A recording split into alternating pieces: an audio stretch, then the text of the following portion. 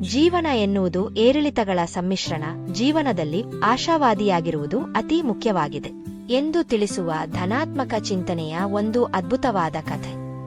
ಒಮ್ಮೆ ಗರ್ಭಧರಿಸಿದ ಜಿಂಕೆಗೆ ಹೆರಿಗೆ ನೋವು ಕಾಣಿಸಿಕೊಂಡಿತು. ಸಂಜೆಯ ಸಮಯವಾಗಿತ್ತು. ಕಪ್ಪು ಮೋಡಗಳಿಂದ ಕೂಡಿತ್ತು. ಮೋಡಗಳ ಘರ್ಷಣೆಯಿಂದ ಕಾಡಿಗೆ ಸಿಡಿಲು ಬಡಿದು ಬೆಂಕಿ ಹೊತ್ತಿಕೊಂಡಿತ್ತೆ. ಕಾಡಿನ ಬೆಂಕಿಯಿಂದಾಗಿ ಜಿಂಕೆ ತನ್ನ ವಾಸಸ್ಥಳವನ್ನು ಬಿಡಬೇಕಾಯಿತೆ. ಜಿಂಕೆ ತನ್ನ ಮರಿಗಳಿಗೆ ಜನ್ಮ ನೀಡಲು ಜಾಗ ಹುಡುಕುತ್ತಾ ಬರುತ್ತಿರುವಾಗ ದಣಿವಾರಿಸಿಕೊಳ್ಳಲು ನದಿಯ ಬಳಿ ನೀರು ಕುಡಿಯಲು ಬಂದಿತ್ತೆ. ಜಿಂಕೆಯು ನದಿಯಲ್ಲಿ ತನ್ನ ಮುಖವನ್ನು ನೋಡಿತು. ಮುಖದಲ್ಲಿ ಆತಂಕ ಎದ್ದು ಕಾಣುತ್ತಿತ್ತು, ಏಕೆಂದರೆ ತನ್ನ ವಾಸಸ್ಥಳಕ್ಕೆ ಬೆಂಕಿ ಬಿದ್ದಿದೆ. ಇಂತಹ ಕಠಿಣ ಪರಿಸ್ಥಿತಿಯಲ್ಲಿ ತನ್ನ ಮರಿಗಳಿಗೆ ಜನ್ಮ ನೀಡಬೇಕಾದ ಸಂದರ್ಭ ಎದುರಾಗಿತ್ತು. ಜಿಂಕೆ ಇದೇ ಯೋಚನೆಯಲ್ಲಿ ನೀರು ಕುಡಿಯುತ್ತಿರುವಾಗ ಅದರ ಬಲಭಾಗದ ಪೊದೆಗಳ ಬಳಿ ಶಬ್ದ ಕೇಳಿಸಿತೆ. ತಿರುಗಿ ನೋಡಿದಾಗ ಪೊದೆಗಳ ಹಿಂದೆ ಬೇಟೆಗಾರ ಬಾಣದಿಂದ ತನ್ನನ್ನು ಗುರಿಯಾಗಿಸಿಕೊಂಡಿರುವುದನ್ನು ಗಮನಿಸಿತೆ. ಜಿಂಕೆಯು ಮೊದಲೇ ಉದ್ವಿಗ್ನಗೊಂಡಿತ್ತು. ಈಗ ಬೇಟೆಗಾರನನ್ನು ಕಂಡು ಇನ್ನಷ್ಟು ಭಯಗೊಂಡಿತೆ. ಜಿಂಕೆಯು ಇದರಿಂದ ತಪ್ಪಿಸಿಕೊಳ್ಳಲು ಎಡಕ್ಕೆ ತಿರುಗಿ ಓಡಬೇಕೆಂದು ಮನಸ್ಸಿನಲ್ಲಿ ಯೋಚಿಸಿ ಎಡಕ್ಕೆ ತಿರುಗಿದಾಗ ಉಗ್ರಸಿಂಹವು ತನ್ನ ಮೇಲೆ ದಾಳಿ ಮಾಡಲು ಪೊದೆಗಳಲ್ಲಿ ಅಡಗಿಕೊಂಡಿರುವುದನ್ನು ನೋಡಿತೆ. ಜಿಂಕೆಗೆ ಈಗ ಸುತ್ತಲೂ ಶತ್ರುಗಳು.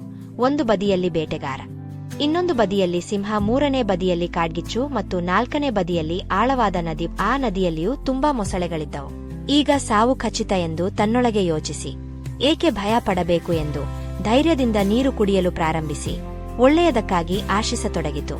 ಬೇಟೆಗಾರನು ತನ್ನ ಬಾಣವನ್ನು ಬಿಡಲು ಮುಂದಾದಾಗ ಆಕಾಶದಲ್ಲಿ ಬಲವಾದ ಮಿಂಚಿನ ಶಬ್ದವು ಕೇಳಿಸಿತು. ಮಿಂಚಿನಿಂದ ಬೇಟೆಗಾರನ ಕೈಗಳು ನಡುಗಿ ಗುರಿಯನ್ನು ತಪ್ಪಿ ಸಿಂಹಕ್ಕೆ ಹೊಡೆದ.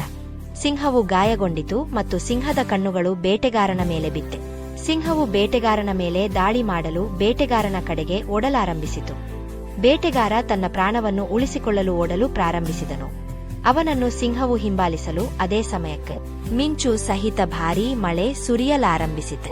ಆಗ ಕಾಡ್ಗಿಚ್ಚು ನಂದಿತು. ಇತ್ತ ಜಿಂಕೆಯು ನೀರು ಕುಡಿದು ಕತ್ತೆತ್ತಿ ನೋಡಲು ಬೇಟೆಗಾರನಾಗಲಿ ಅಥವಾ ಸಿಂಹವಾಗಲಿ ಇಲ್ಲದಿರುವುದನ್ನು ಕಂಡಿತೆ ಮತ್ತು ಕಾಡ್ಗಿಚ್ಚು ಕೂಡ ನಂದಿ ಹೋಗಿತ್ತು. ಜಿಂಕೆ ಸಮಯ ವ್ಯರ್ಥ ಮಾಡದೆ ಅಲ್ಲಿಂದ ಓಡಿಹೋಯಿತು. ಸುರಕ್ಷಿತ ಸ್ಥಳಕ್ಕೆ ತೆರಳಿ 3 ಮುದ್ದಾದ ಮರಿಗಳಿಗೆ ಜನ್ಮ ನೀಡಿತು. ನಮ್ಮ ಜೀವನದಲ್ಲಿ ಕೆಲವು ಬಾರಿ ಎಲ್ಲಾ ಕಡೆಯಿಂದ ತೊಂದರೆಗಳಿಂದ ಸುತ್ತುವರೆದಿರುವಾಗ ಮತ್ತು ಯಾವುದೇ ಮಾರ್ಗ ಇಲ್ಲದಿರುವಾಗ ನಾವು ಧೈರ್ಯ ಕಳೆದುಕೊಳ್ಳಬಾರದು. ಎಷ್ಟೇ ಸಮಸ್ಯೆಗಳು ಬಂದರೂ ಯಾವುದೇ ಸಮಸ್ಯೆಗಳು ಶಾಶ್ವತವಾಗಿ ಉಳಿಯುವುದಿಲ್ಲ. ಸಮಸ್ಯೆಯಿಂದ ತಪ್ಪಿಸಿಕೊಳ್ಳುವ ಬದಲು ಅದನ್ನು ಮುಕ್ತವಾಗಿ ಎದುರಿಸುವ ಬಗ್ಗೆ ಧನಾತ್ಮಕವಾಗಿ ಯೋಚಿಸಬೇಕು.